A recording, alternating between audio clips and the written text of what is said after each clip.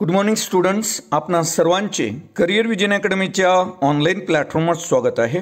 आज आपण one liner current अफेअर्सचा भाग 33 अभ्यासणार आहोत।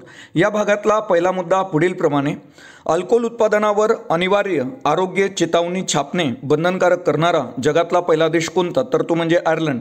आयर्लंड हा जगातला पहिला देश ठरलेला आहे अल्कोहोल उत्पादनावर अनिवार्य आरोग्य चेतावणी छापणे बंधनकारक करणारा। एक्झाम पॉईंट ऑफ व्ह्यूने हा अतिशय महत्त्वाचा मुद्दा आहे। पुढचा मुद्दा आपण पाहणार आहोत, प्रत्येक सिगारेटीवर अनिवार्य आरोग्यविषयक चेतावणी देणारा जगातला पहिला देश कोणता? तर तो म्हणजे कॅनडा। यावर आयोगाने ऑलरेडी प्रश्न विचारलेला आहे। त्या अनुषंगाने आपण अल्कोहोल उत्पादनावर अनिवार्य आरोग्य चेतावणी छापणे बंधनकारक करणारा देश कोणता? तर हा एक या ठिकाणी चालू घडामोडी विषयक मुद्दा घेतलेला आहे, जो एक्झामच्या दृष्टिकोनातून खूप महत्त्वाचा आहे, आणि तो देश म्हणजे आयर्लंड। पुढचा मुद्दा आपण इन व्हिट्रो फर्टिलायझेशनच्या संदर्भात पाहणार आहोत। इन व्हिट्रो फर्टिलायझेशन हे जे तंत्रज्ञान आहे हे टेस्ट बेबीशी रिलेटेड आहे। मोफत इन व्हिट्रो फर्टिलायझेशनची सेवा देणारे देशातील पहिले राज्य कोणते? तर ते म्हणजे गोवा। पुढचा मुद्दा आपण पाहणार आहोत, जो पर्यावरणाशी निगडित आहे। भारतातला पहिला व्हिलेज ॲटलास तयार करणारे देशातले पहिले राज्य कोणते? तर ते म्हणजे गोवा। गोव्यातील मायेम या गावाचा जैवविविधता ॲटलासचे अलीकडे आकडे प्रकाशित केले गोवा या राज्याने। या संदर्भात एक मुद्दा आवर्जून लक्षात ठेवा का जैवविविधता कायदा कधीचा आहे? तर 2002चा, ज्याला आपण बायोडायव्हर्सिटी ॲक्ट म्हणतो। आणि भारतातला पहिला व्हिलेज ॲटलस तयार करणारे देशातले किंवा भारतातले पहिले राज्य कोणते? तर ते म्हणजे गोवा। पुढचा मुद्दा पुस्तकाच्या संदर्भात आहे। आपल्या देशाचे जे परराष्ट्र मंत्री आहे एस जयशंकर यांनी लिहिलेले प्रसिद्ध पुस्तक आहे, जे अलीकडे खूप जास्त चर्चेत होतं, ते म्हणजे the India way. The India way हे कोणाचं पुस्तक आहे किंवा या पुस्तकाचे लेखक कोण? तर या पुस्तकाचे लेखक आहे भारताचे परराष्ट्र मंत्री एस जयशंकर, आणि त्यांच्या पुस्तकाचं नाव आहे द इंडिया वे। पुढचा मुद्दा आपण कुस्तीपटू खाशाबा जाधव यांच्या संदर्भात बघणार आहोत। कुस्तीपटू खाशाबा जाधव यांचा जो जन्मदिवस आहे म्हणजे 15 जानेवारी, हा 15 जानेवारी दिवस आता महाराष्ट्र राज्य सरकारमार्फत राज्य क्रीडा दिन म्हणून साजरा करण्यात येणार आहे। आणि त्यांनी हे जे खाशाबा जाधव आहे कुस्तीपटू, यांनी भारताला प्रथमच ऑलिम्पिक पदक मिळवून दिलं होतं, कांस्य। त्या स्मृतिप्रित्यर्थ म्हणा किंवा जन्मदिवसाच्या निमित्त म्हणा, कुस्तीपटू खाशाबा जाधव यांचा जो जन्मदिवस आहे तो 15 जानेवारी आता महाराष्ट्र राज्यामध्ये राज्य क्रीडा दिन म्हणून साजरा होणार आहे। आणि एक्झाम पॉईंट ऑफ व्ह्यूने हा अतिशय महत्त्वाचा चालू घडामोडीचा मुद्दा आहे। पुढचा मुद्दा आपण राष्ट्रीय ई गव्हर्नन्स परिषदेच्या संदर्भात पाहणार आहोत। मागच्या कंबाईनमध्ये राष्ट्रीय गव्हर्नन्सवर परिषदेवर प्रश्न आला होता। 25वी राष्ट्रीय गव्हर्नन्स परिषद कुठे झाली होती? तर ती झाली होती कटरा, जम्मू काश्मीर या ठिकाणी। या संदर्भातच हा मुद्दा आपण या ठिकाणी घेतलेला आहे का 26वी राष्ट्रीय ई गव्हर्नन्स परिषदेचं आयोजन कोणत्या ठिकाणी करण्यात आलं होतं? तर 26वी राष्ट्रीय गव्हर्नन्स परिषदेचं आयोजन इंदोर, मध्य प्रदेश मध्ये करण्यात आले होते। या परिषदेचे जे उद्घाटक होते ते ओम प्रकाश सकेलचा, आणि या परिषदेची जी थीम होती ते विकसित भारत एम्पॉवरिंग सिटीजन अशी या 26व्या राष्ट्रीय गव्हर्नन्स परिषदेची थीम असलेली आपल्याला पाहायला मिळते, विकसित भारत एम्पॉवरिंग सिटीजन। आणि ही परिषद आवर्जून लक्षात ठेवा, एक्झाम पॉईंट ऑफ व्ह्यूने हा देखील महत्त्वाचा मुद्दा आहे। इंदोर या ठिकाणी 26व्या राष्ट्रीय गव्हर्नन्स परिषदेचं आयोजन करण्यात आलं होतं। पुढचा मुद्दा आपण पाहणार आहोत 69व्या सर्वोत्कृष्ट राष्ट्रीय चित्रपटाचा पुरस्काराच्या संदर्भात। 69वा सर्वोत्कृष्ट राष्ट्रीय चित्रपटाचा जो पुरस्कार आहे तो रॉकेटी द नंबी इफेक्ट या चित्रपटाला जाहीर झाला। या चित्रपटाला सुवर्ण कमळाचा देखील पुरस्कार मिळाला। या चित्रपटाचे दिग्दर्शक आवर्जून लक्षात ठेवा, आर माधवन हे रॉकेटी द नंबी इफेक्ट या चित्रपटाचे दिग्दर्शक आहे। आणि 69व्या राष्ट्रीय चित्रपट पुरस्काराचा जो सर्वोत्कृष्ट चित्रपट राष्ट्रीय चित्रपटाचा जो पुरस्कार मिळाला तो रॉकेटी द नंबी इफेक्ट या चित्रपटाला। पुढचा मुद्दा आपण घेणार आहोत भारतीय स्पर्धा आयोगाच्या संदर्भात। अलीकडे खूप जास्त चर्चेत होता भारतीय स्पर्धा आयोग। त्याचं कारण आहे की रवनीत कौर या पहिला महिला अध्यक्ष बनलेली आहे भारतीय स्पर्धा आयोगाच्या। रवनीत कौर यांची अलीकडे भारतीय स्पर्धा आयोगाच्या अध्यक्ष म्हणून नियुक्ती करण्यात आली। त्या या आयोगाच्या पूर्णकालीन पहिल्या महिला अध्यक्ष आहेत। आणि भारतीय जो स्पर्धा आयोग आहे तो स्पर्धा कायदा जो आहे 2002चा, या अंतर्गत 14 ऑक्टोबर 2003 रोजी भारतीय स्पर्धा आयोगाची स्थापना करण्यात आली आणि या भारतीय स्पर्धा आयोगाचे जे पहिले अध्यक्ष होते ते धनेंद्र कुमार होते. आता या भारतीय स्पर्धा आयोगाच्या ज्या पहिल्या महिला अध्यक्षा ठरलेल्या आहेत त्या रवनीत कौर ठरलेल्या आहे. एक्झाम पॉईंट ऑफ व्ह्यूने हा देखील खूप महत्त्वाचा मुद्दा आहे. पुढचा मुद्दा आपण केंद्रीय लोकसेवा आयोगाच्या संदर्भात पाहणार आहोत, म्हणजे UPSCच्या. केंद्रीय लोकसेवा आयोगाचे जे अध्यक्ष आहेत ते मनोज सोनी आहे. यांची अलीकडे नियुक्ती करण्यात आलेली आहे. UPSCची एस्टॅब्लिशमेंट आवर्जून लक्षात असू द्या. 1 ऑक्टोबर 1926 मध्ये UPSCची म्हणजेच केंद्रीय लोकसेवा आयोगाची स्थापना करण्यात आली होती. पुढचा मुद्दा OBC आयोगाच्या संदर्भात आपण पाहणार आहोत. आरक्षणाच्या संदर्भात अलीकडे मराठा आरक्षणाच्या संदर्भात खूप महत्त्वाचा मुद्दा चर्चेत होता आणि त्या अनुषंगाने OBC हा देखील मुद्दा चर्चेत होता. त्यामुळे आपण हा मुद्दा या ठिकाणी घेतलेला आहे. OBC उपवर्गीय आयोगाच्या अध्यक्षा न्यायाधीश जी रोहिणी या आहेत. या आयोगाची स्थापना जर आपण पाहिली तर ते आपल्याला पाहायला मिळते का 31 जुलै 2017 रोजी OBC उपवर्गीय आयोग स्थापन करण्यात आला होता, ज्याच्या अध्यक्षा न्यायाधीश जी रोहिणी होत्या. या आयोगाची स्थापना भारतीय राज्यघटनेच्या कलम 340 नुसार करण्यात आली. या आयोगाचा जो मुख्य उद्देश होता तो OBC उपवर्गासाठी एक वैज्ञानिक दृष्टिकोन आणि मापदंड विकसित करणे. आवर्जून लक्षात असू द्या, आरक्षणाच्या संदर्भात हा अतिशय महत्त्वाचा मुद्दा राहील.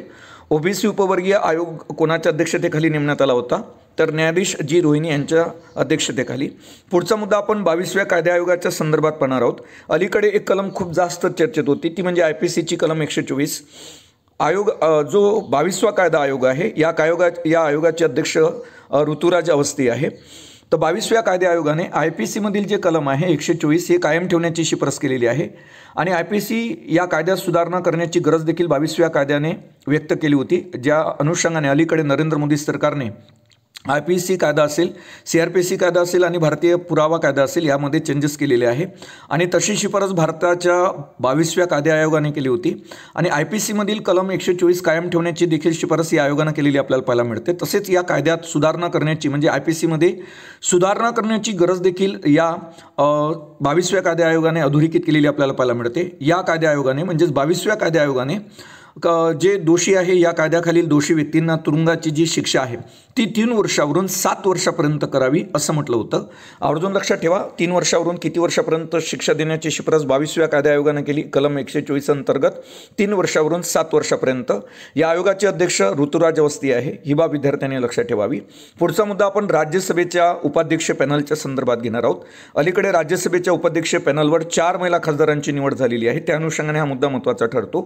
राज्यसभेच्या उपाध्यक्ष पॅनलमध्ये अलीकडे 4 महिला खासदारांची प्रथमच नियुक्ती करण्यात आली. या पॅनलमध्ये PT उषा असेल, त्याच्यानंतर सुलोचना हे नाव लक्षात ठेवा, सुलोचना देव, त्याच्यानंतर फौजिया खान आणि त्याच्यानंतर फॉग्नॉन कोनॅक यांचा समावेश या राज्यसभेच्या उपाध्यक्ष पॅनलमध्ये आपल्याला पाहायला मिळतो.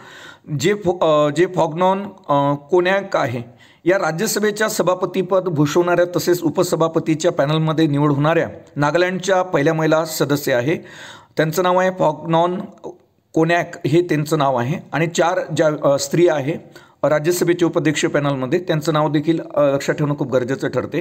PT उषा, त्याच्यानंतर सुलोचना देव, त्याच्यानंतर फौजिया खान, त्याच्यानंतर फॉग्नॉन कोनॅक हे त्यांचं नाव आहे. ह्या 4 महिलांचं. आणि ज्या फॉग्नॉन कोनॅक आहे तर या राज्यसभेच्या सभापतीपद भूषवणाऱ्या तसेच उपसभापतीच्या पॅनलमध्ये निवड होणाऱ्या नागालँडच्या पहिल्या महिला सदस्य असलेल्या आपल्याला पाहायला मिळतात. पुढचा मुद्दा झारखंड उच्च न्यायालयाच्या संदर्भात आहे. अलीकडे झारखंड उच्च न्यायालय खूप जास्त चर्चेत होतं, कारण देशातलं सर्वात मोठं उच्च न्यायालय ठरलेलं आहे झारखंड उच्च न्यायालय आणि झारखंड उच्च न्यायालयाने जवळपास 165 एकर क्षेत्र व्यापलेलं आहे. त्यामुळं झारखंड उच्च न्यायालय हे देशातलं सर्वात मोठं उच्च न्यायालय ठरलेलं आहे. पुढचा मुद्दा आपण 69व्या राष्ट्रीय चित्रपट पुरस्काराच्या संदर्भातच पाहणार आहोत. तर या ठिकाणी जर तुम्हाला प्रश्न विचारण्यात आला का 69व्या राष्ट्रीय चित्रपट पुरस्कारामध्ये सर्वोत्कृष्ट मराठी चित्रपटाचा पुरस्कार कोणाला मिळाला, अशा प्रकारचे अगोदरही प्रश्न विचारण्यात आलेले आहेत. त्या अनुषंगाने आपण हा मुद्दा इथे घेतलेला आहे. 69व्या राष्ट्रीय चित्रपट पुरस्कारात सर्वोत्कृष्ट मराठी चित्रपटाचा जो पुरस्कार मिळाला तो एकदा काय झालं या चित्रपटाला या पुरस्काराने सन्मानित करण्यात आले. या चित्रपटाचे जे दिग्दर्शक आहेत ते तुम्ही आवर्जून लक्षात ठेवा, ते म्हणजे सलील कुलकर्णी. हे एकदा काय झालं या चित्रपटाचे, या मराठी चित्रपटाचे दिग्दर्शक आहे आणि 69व्या राष्ट्रीय चित्रपट पुरस्कारामध्ये सर्वोत्कृष्ट मराठी चित्रपटाचा पुरस्कार हा एकदा काय झालं या चित्रपटाला मिळालेला आहे. पुढचा मुद्दा आपण पहिल्या कृषी डेटा एक्सचेंजच्या संदर्भात पाहणार आहोत. भारतातलं पहिलं कृषी डेटा एक्सचेंजचं उद्घाटन हैदराबाद या ठिकाणी करण्यात आलेलं आहे. पुढचा मुद्दा देशातील पहिल्या हायड्रोजन इंजिनच्या संदर्भात आहे. देशातला पहिला हायड्रोजन इंजिन प्रकल्प हा जमशेदपूर झारखंड या ठिकाणी सुरू करण्यात आला. हा देखील खूप महत्त्वाचा मुद्दा आहे का देशातला पहिला हायड्रोजन इंजिन प्रकल्प कोणत्या ठिकाणी सुरू करण्यात आला, तर तो जमशेदपूर झारखंड या ठिकाणी सुरू करण्यात आलेला आहे. पुढचा मुद्दा आपण सौर प्रकल्पाच्या संदर्भात पाहणार आहोत. सौर प्रकल्पासाठी भारतातील पहिल्या रिटेल म्युनिसिपल ग्रीन बॉन्डची योजना आखणारं देशातलं पहिलं शहर कोणतं, तर ते म्हणजे इंदोर, मध्य प्रदेशमधलं हे शहर आहे. इंदोर हे शहर वैयक्तिक गुंतवणूकदारांना लक्ष्य करणारे आणि देशातील पहिले सौर प्रकल्पासाठी स्थानिक सरकारी बॉन्ड जारी करणारे शहर ठरलेलं आहे देशातलं. यामधून गोळा झालेला जो निधी असेल तो सौर प्रकल्पासाठी, सौर ऊर्जा प्रकल्पासाठी वापरला जाईल.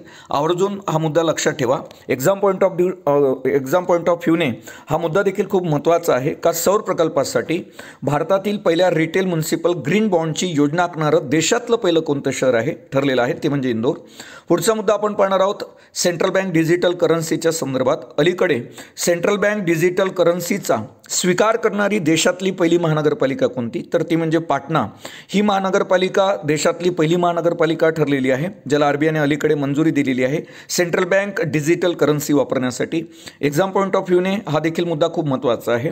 पुढचा मुद्दा आपण एक मोहीम पाहणार आहोत जी अतिशय महत्त्वाची आहे. समर्थ मोहीम ही मोहीम 1 फेब्रुवारी 2023 पासून 15 ऑगस्ट 2023 पर्यंत राबवण्यात आली संपूर्ण भारतामध्ये. या समर्थ मोहिमेचा जो मुख्य उद्देश होता तो ग्रामपंचायत स्तरावर डिजिटल व्यवहारांना चालना देणे. त्यानंतर तिसरा मुद्दा आवर्जून लक्षात ठेवा. आझादी का अमृत महोत्सव या अंतर्गत 50,000 ग्रामपंचायतीमध्ये डिजिटल व्यवहारांना चालना देणे हा समर्थ मोहिमेचा आणखी एक उद्देश असलेला आपल्याला पाहायला मिळतो. आणि या मोहिमेचं उद्घाटन केंद्रीय ग्रामीण विकास आणि पंचायत राज जे राज्यमंत्री आहे गिरिराज सिंग यांनी केलेलं पाहायला मिळते. जर तुम्हाला प्रश्न विचारण्यात आला की समर्थ मोहीम ही कशाच्या संदर्भात आहे, तर ही मोहीम ग्रामपंचायत स्तरावर डिजिटल व्यवहारांना चालना देण्यासाठी सुरू करण्यात आलेली आहे. अशा पद्धतीनं हे आजच्या वन लायनर करंट अफेअरच्या भाग 33 मधील अतिशय महत्त्वाचे मुद्दे आहेत जे तुम्हाला आगामी सर्व प्रकारच्या स्पर्धा परीक्षांसाठी निश्चितच उपयुक्त ठरतील. तोपर्यंत धन्यवाद. पुन्हा भेटू आपण वन लायनर करंट अफेअरच्या पार्ट्स 34 मध्ये.